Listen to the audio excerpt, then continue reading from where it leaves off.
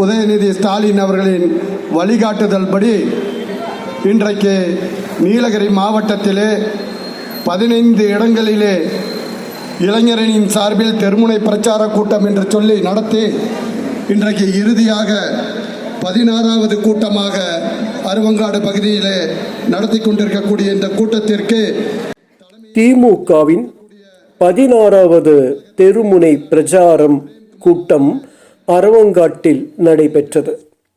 அரசு கொறடா ராமச்சந்திரன், மாவட்ட செயலாளர் KM ராஜு, முன்னாள் மாவட்ட செயலாளர் முபாரக், துணைத் தலைவர் ரவிக்குமார், மோகன் உட்பட பலர் கலந்து கொண்ட இந்த கூட்டத்தில் திமுக அரசின் செயல் திட்டங்களை எடுத்து கூறப்பட்டது. எதிர்வரும் தேர்தலில் திமுகவை வெற்றி பெற செய்யுமாறு மக்களிடம் வேண்டுகோள் விடுக்கப்பட்டது.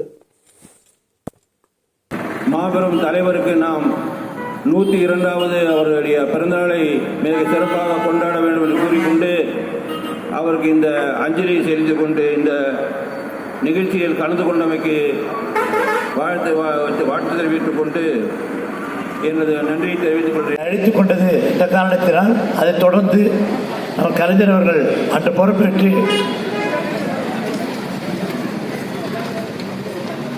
5 முறை இந்த தமிழ்நாட்டின் முதலமைச்சராக இருந்து 12 முறை அவர் MLA-யாக தொடர்ந்து வெற்றி பெற்று அன்று முதல் கடைசி வரை அவர் உயிருள்ளவரையும் வெற்றி பெற்று மக்களுக்கு ஆதரவு தந்து இந்த தமிழ்நாட்டை மிகச்சிறந்த நிலைக்கு உயர்த்தி உள்ளார்கள்.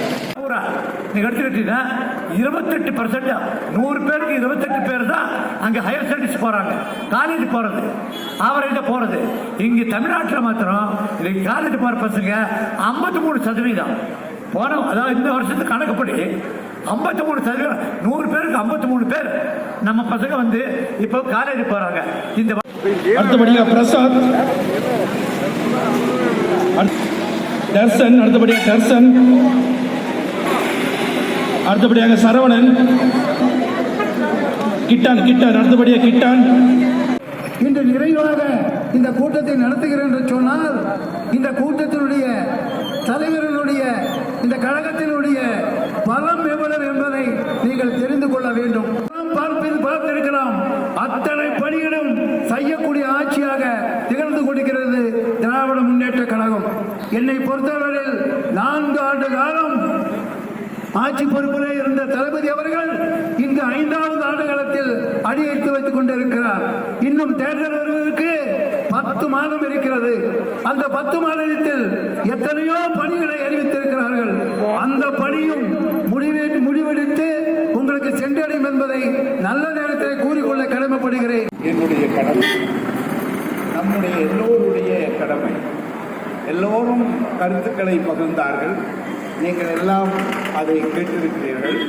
எனக்கு பின்னால் அந்த 2 பேச்சாளர்களும் இடத்திலே சொற்பொழிவாற்ற இருக்கிறார்கள். நம்பிக்கையோடு செயலாற்றி இந்த தமிழகத்தை இந்தியாவிலேயே முன்னேற்ற பாதையில் கொண்டு போகிற அருமைக்குரிய நம்முடைய தலைவர், இனியும் சொல்ல போனால் இந்திய திருநாட்டில் சிறப்பான ஆட்சி செய்து சாதாரண மக்களுக்காக உழைக்கிற, சமூக நீதியை பாதுகாக்கிற தலைவர் கலைஞர் வழியில் ஆட்சி நடத்துகிற நம்முடைய தளபதி தலைமையில் இந்த இயக்கத்தை காப்போம்.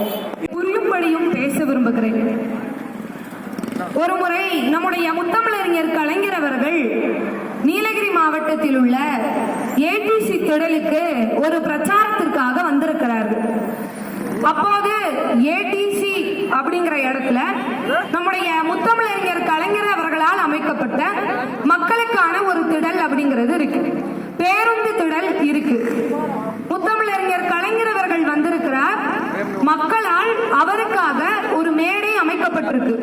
அவர் ஒரு சொற்பொழிவாற்றுவதற்காக அவர் காரில் இருந்து இறங்குகிறார்.